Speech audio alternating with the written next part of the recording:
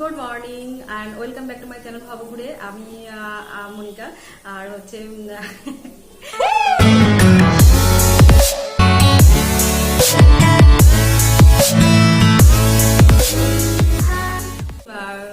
কোজাগরি পূর্ণিমা। তো আজকে দিনে সবার বাড়িতে লক্ষ্মী দেবীর আগমন হোক এবং সবাইকে জানাচ্ছি লক্ষ্মী পুজোর অনেক অনেক শুভেচ্ছা।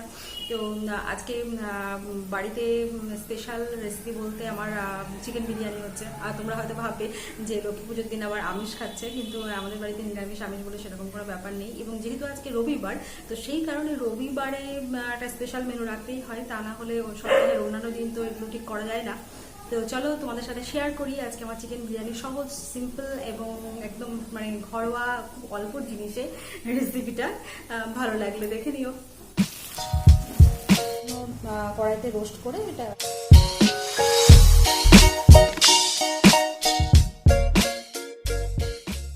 আলু ভাজা হয়ে গেছে, আলু ভাজাগুলো তুলে নিলাম। তেলে শুকনো লঙ্কা আর তেজপাতাটা ফোড়ন দেবো। চিকেনটা আমি আগে লবণ হলুদ মাখিয়ে রেখেছিলাম। এক বাটি পেঁয়াজগুলো দিয়ে দেবো।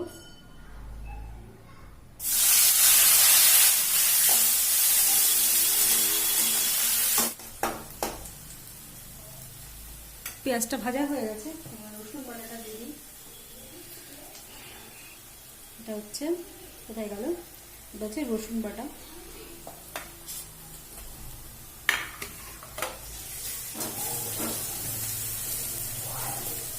যেহেতু পেঁয়াজটা রসুনটা ভাজা ভাজা হয়ে গেছে, এবার আমি চিকেনটা দিয়ে দেবো। চিকেনটা বেশ বড় বড় পিস করে কাটা হয়েছে।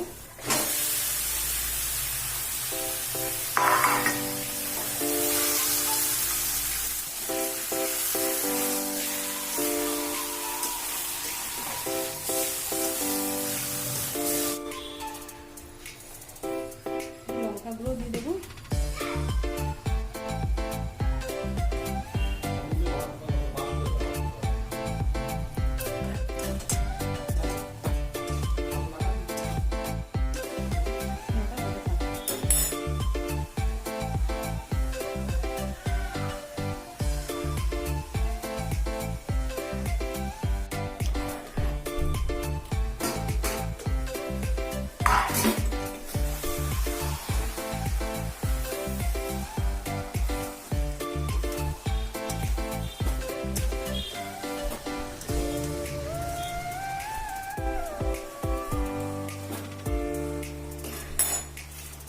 আলুগুলোকে চিকেনের সাথে দিয়ে দিচ্ছি, তাড়াতাড়ি সেদ্ধ হয়ে যাবে আর মশলা লেগে বেশ টেস্টিও হবে।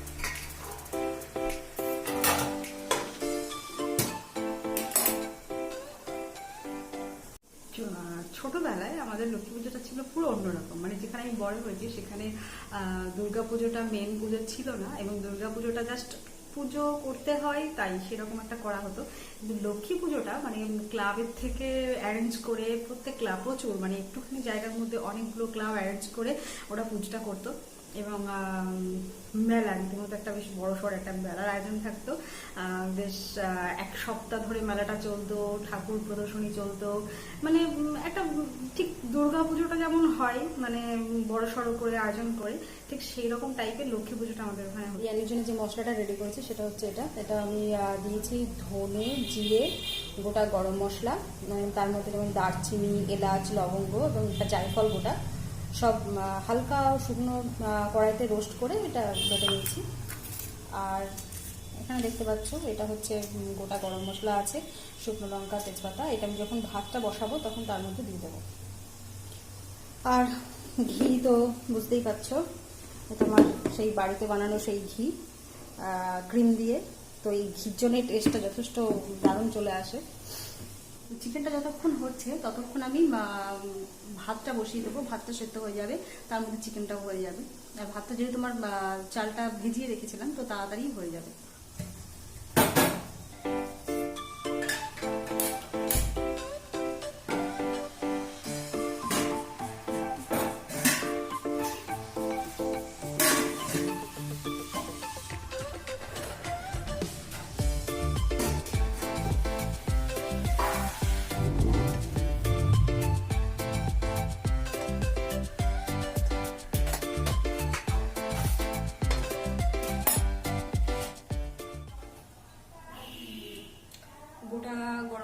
তেজপাতা এবং যে শুকনো লঙ্কা নিয়েছিলাম সেটা আমি জলের মধ্যে দিয়ে দেবো। আর সামান্য একটু ঘি বা সাদা তেলও এখন দিতে পারো। সেটা দিলে হবে কি, এটা দিলে হবে কি ভাতগুলো এক গায়ে গায়ে লেগে যাবে না, ছাড়া ছাড়া হবে।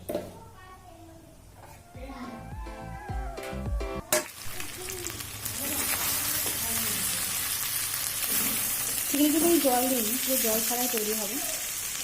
আর মাঝে মাঝে নেড়ে দিতে হবে, তা না হলে কিন্তু কড়াই লেগে যাবে।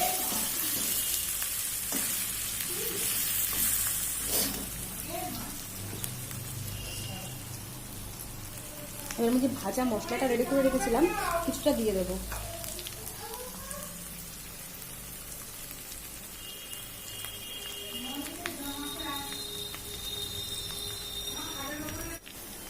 আর দিয়ে দেবো ঘি, 2 চামচ দিয়ে দিলাম।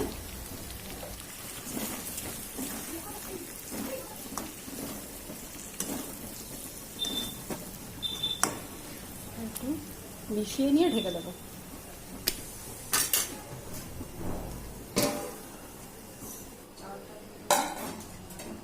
ওই সময় দিয়ে দেবো।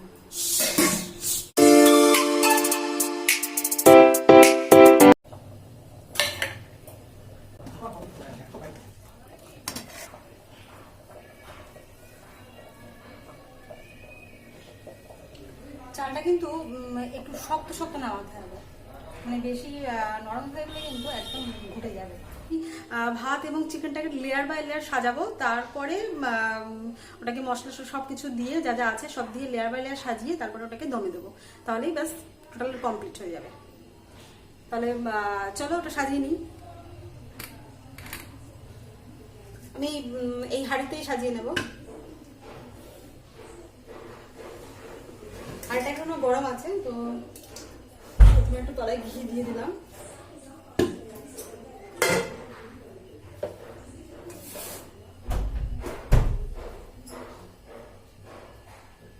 প্রথমে ভাত দিয়ে দেবো,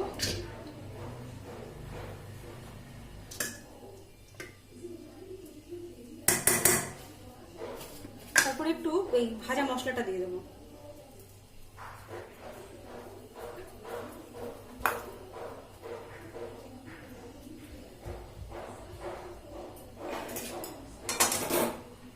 তারপরে যে চিকেন,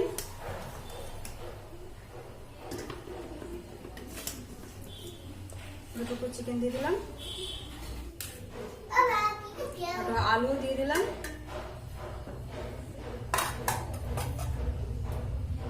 ডিস্টার্ব করবে না বলেছিলাম। তারপরে আবার যেটা দেবো সেটা হচ্ছে আবার ভাতটা দিয়ে দেবো।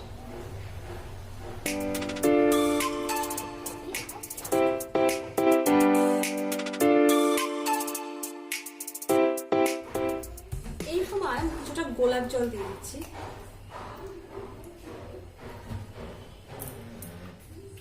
কিছুটা ঘি দিয়ে দেবো। বিরিয়ানি বানাতে গেলে বাস হাত খুলে ঘি দিতে হবে।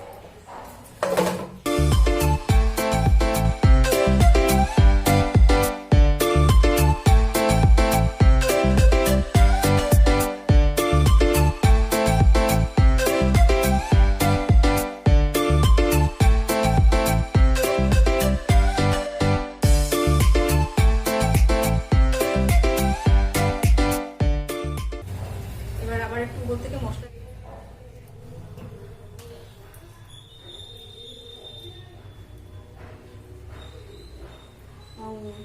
মিঠা আতর,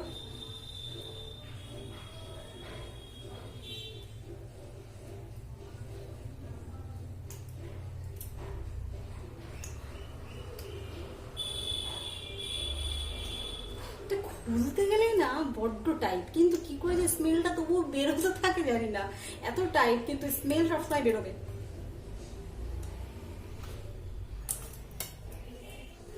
জাস্ট খুব বেশি না, জাস্ট 1 ফোঁটা দিয়ে দেবো, 1 ফোঁটা কি 2 ফোঁটা।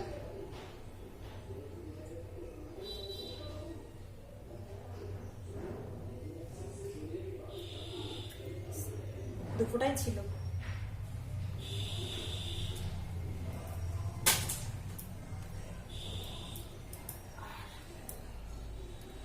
লাস্ট মোমেন্টে দিয়ে দেবো কিছুটা ঘি।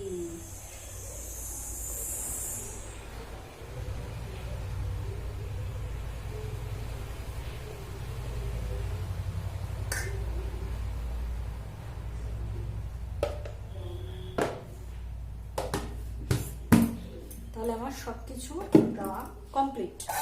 এবার যেটা করতে হবে, ঢাকনাটা বন্ধ করে এটা আমার সিল করতে হবে। সিল করবো কি, আটা দিয়ে।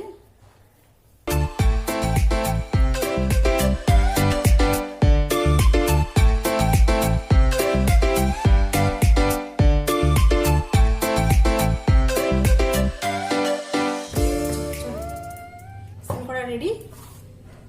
এবার যেটা করবো সেটা হচ্ছে আমি গরম জল বসিয়ে দেবো এবং সেই গরম জলের উপরে হাঁড়িটা ভাপে বসিয়ে দেবো।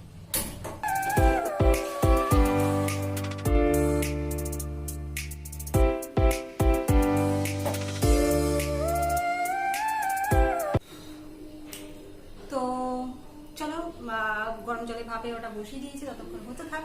আর তার মধ্যে আমি আমার অন্যান্য কাজ সেরে আসি।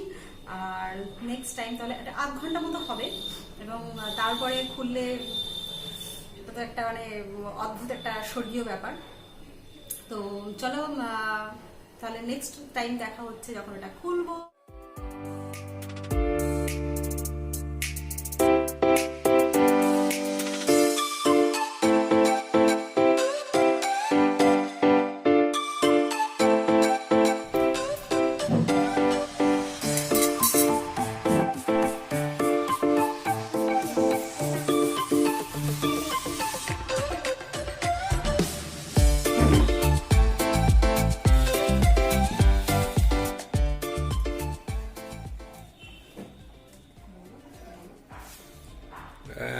এইবার হচ্ছে বিরিয়ানি।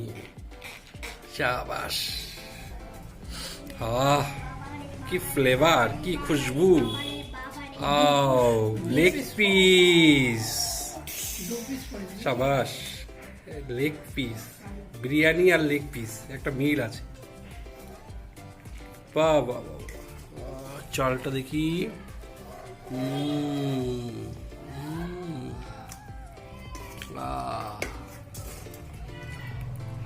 শাবাশ, আলু। এটা বাঙালির বিরিয়ানি, সাথে আলু না থাকলে বাঙালির বিরিয়ানি।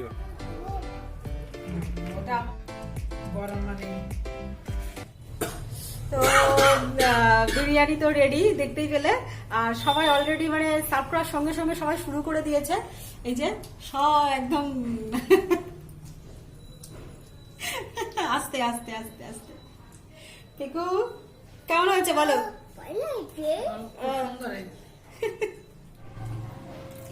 তো এই হচ্ছে আমার বিরিয়ানি, সিম্পল প্লেন মানে ঘরোয়া বিরিয়ানি যেটা হয়। আর লেগ পিস ছাড়া তো বিরিয়ানি ভাবাই যায় না। আর হচ্ছে বিরিয়ানির আলু, আলু ছাড়া বিরিয়ানি বিরিয়ানি মনে হয় না। চলো শুরু করি, আর দেরি করে লাগছি।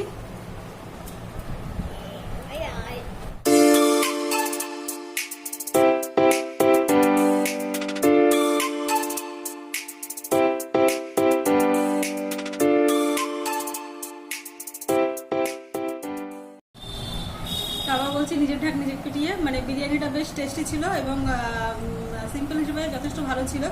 তো যদি তোমাদের ভালো লাগে তাহলে লাইক করো এবং ট্রাই করতে পারো, এইভাবে করে দেখতে পারো কেমন লাগে।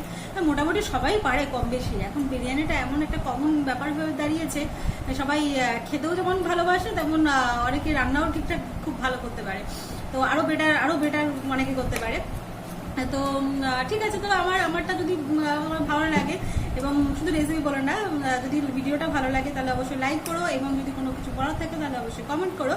মানে লক্ষ্মী পুজো খুব ভালো করে এনজয় করো এবং খুব আনন্দ করো। সবার ঘরে অনেক অনেক লক্ষ্মী ধন সম্পদ আসুক। আবার কালী পুজো আছে, তো শুধু মানে ফেস্টিভ সিজনে শুধু ফেস্টিভ আর ফেস্টিভ্যাল ব্যাস। তো এনজয় করো।